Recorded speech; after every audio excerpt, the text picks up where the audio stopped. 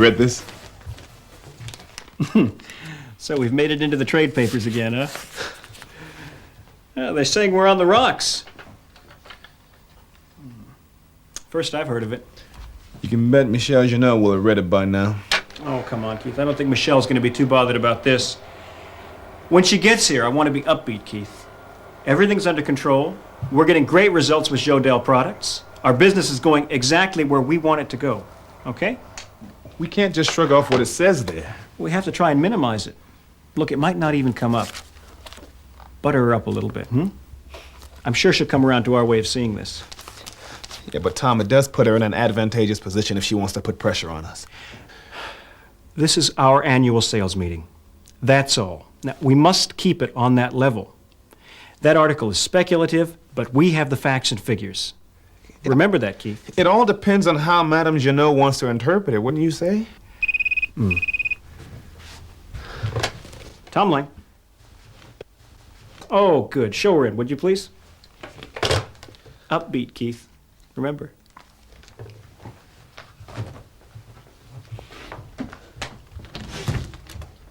Madame Jeannot.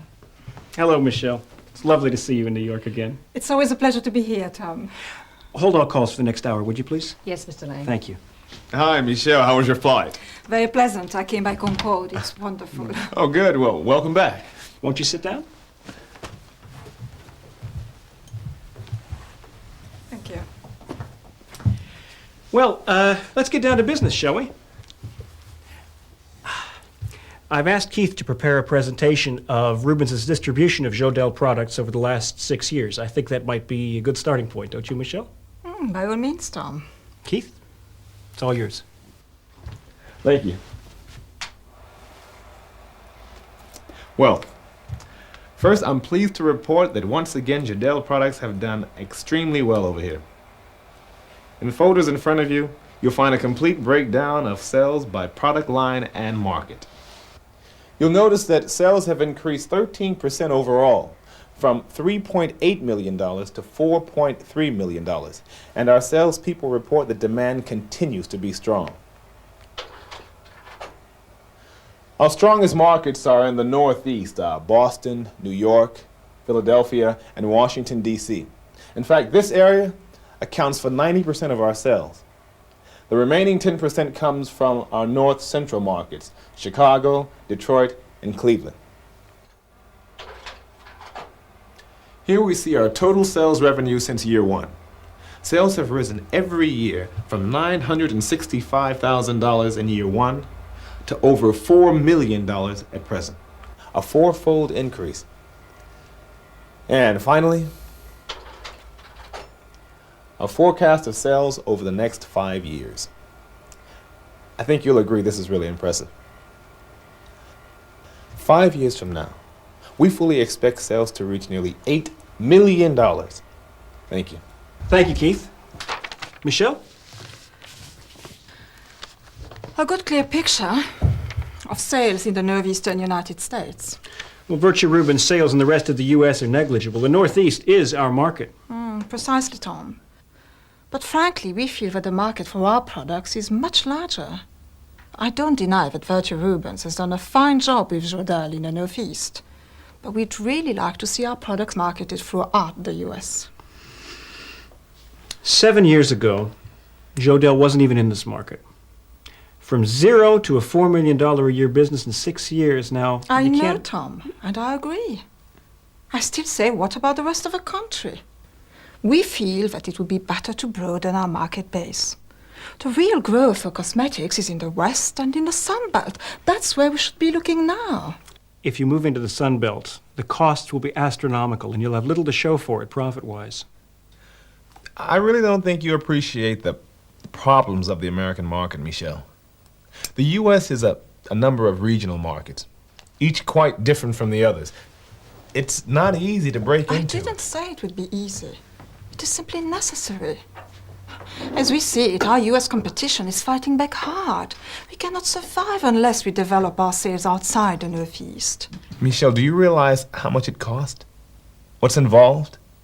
Transportation, distribution, advertising cost.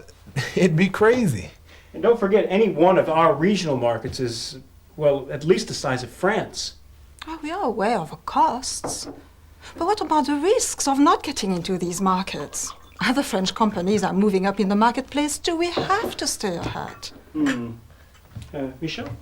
Thanks. Let's see. I'm sure your suggestion would appear attractive to Jaudel, but believe me, we know the market. It won't work. Are you trying to tell me that Virtue Rubens is unable to undertake a sales expansion in other areas? It's more a question of investment and resources. We certainly couldn't dream of becoming involved with launching anything as big as you're suggesting. I had our marketing people come up with a few figures for me. Their prediction isn't as enthusiastic as yours, Keith. They say that sales may be down by as much as 500,000 on your next year's prediction. They also tell me that growth could be substantially increased by as much as 25% annually if we sell in the West. It's too risky. If we try and expand too quickly, it'll mean trouble. You're talking about Virtue Rubens, of your problems in broadening your base. I'd like to see those figures, Michèle. You'll obviously have to prove that they're more accurate than mine. I will, Keith. The thing is, gentlemen, I come here with a message from the president of Jaudel. He's anxious that Jaudel products should get nationwide markets in the US. And to be perfectly frank, he suggests that if you're not prepared to stick your neck out, he may have to consider an alternative distributor in North America. Well, that's clear enough. But I still maintain that to open up new markets in the Sun Belt and the West would lead to a long period of unprofitability. We're talking minuses here for maybe up to 5 years. Virtue Rubens can't stand those kinds of long-term returns. We must agree to disagree about that. I'll report all that you have said, but I feel that unless you can move towards our point of view, well, Jaudel may have to come to other arrangements.